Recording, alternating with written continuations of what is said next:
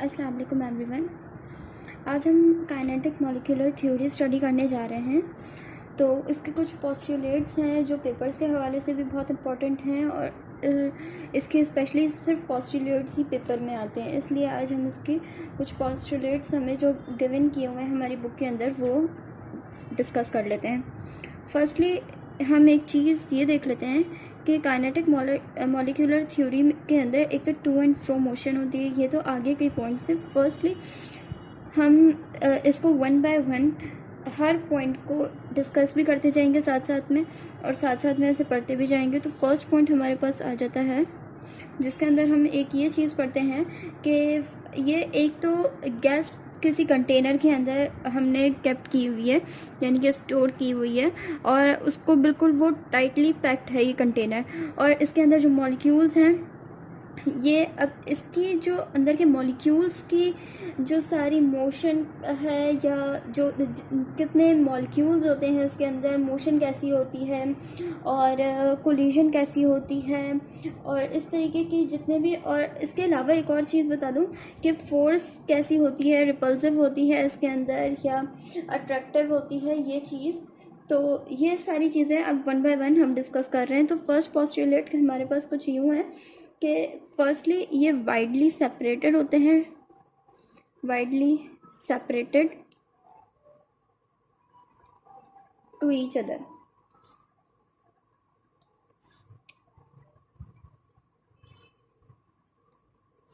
सही है, एक दूसरे से बहुत दूर दूर होते हैं।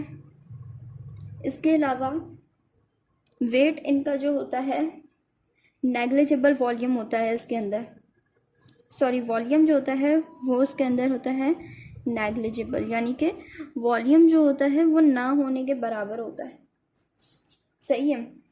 इसके अंदर एक और बात आपको बता दूं कि गैस जो होती है उसको हम इजीली कंप्रेस कर देते हैं।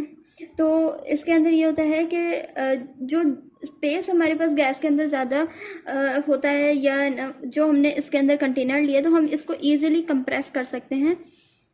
यहाँ पे हम लिख लेते हैं gases are easy to compress due to large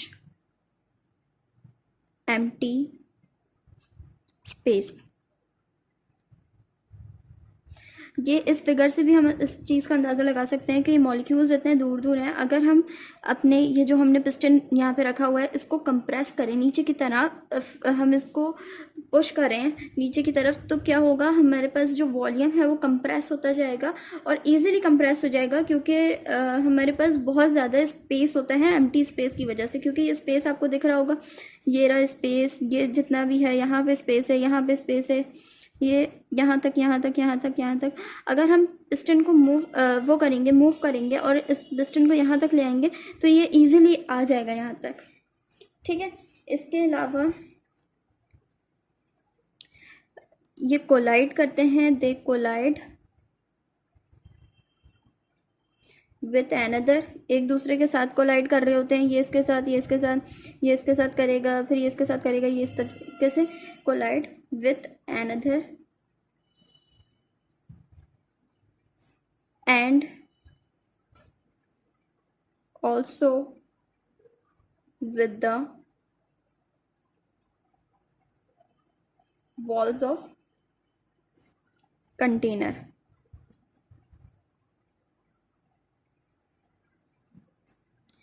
जहाँ पे इसने ये बात कही है कि एक दूसरे के साथ कोलाइड करते हैं, वहीं पे इसने एक और बात क्लियर की है कि एक दूसरे के साथ तो करते हैं, लेकिन जो कंटेनर की वॉल होती है उसके साथ भी कोलाइड कर रहे होते हैं। यहाँ पे भी कोलाइड कर सकता है, फिर यहाँ पे, फिर यहाँ पे। एक और पॉइंट हम लिख लेते हैं, so their motion is to and fro. इसके अलावा हमारे पास एक ये आ जाता है, परफेक्टली इलास्टिक मोशन होती है, बल्कि इसके लिए ये ज़्यादा कहना बेहतर होगा कि परफेक्टली इलास्टिक मोशन होती है इनमें। इलास्टिक मोशन, यानी कि इसके अंदर हमारे पास एक और चीज़ हम लिखते हैं कि नो एनर्जी लॉस्ट होती है, एनर्जी इसकी कंजर्व्ड रहती है। वही वाली बात है, नाइदर भी क्रिएटेड और नॉर भी डिस्ट्रॉयड ड्यूरिंग केमिकल रिएक्शन। या किसी भी कंटेनर के अंदर अगर हमने ये हमारे पास जो मॉलिक्यूल्स हैं ये एनर्जी लॉस्ट नहीं करेंगे, यानी कि परफेक्टली इलास्टिक होते हैं। ये वाला मॉलिक्यूल यूँ करके इस साइड के मॉलिक्यूल से अगर ये आपस में टकराए हैं तो बस ये आपस में कोलाइड होने के बाद इजीली मूव बैक भी कर जाएंगे, परफेक्टली इलास्टिक होते हैं ये। वही रैंडम मोशन होती है इनकी। एक और पॉइंट लिख लेते हैं यहाँ पे, रैंडम मोशन, इनमें रैंडम मोशन होती है।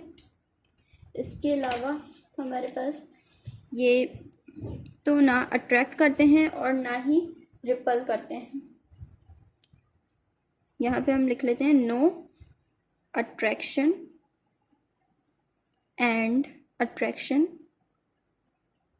And no repulsion, repulsion force between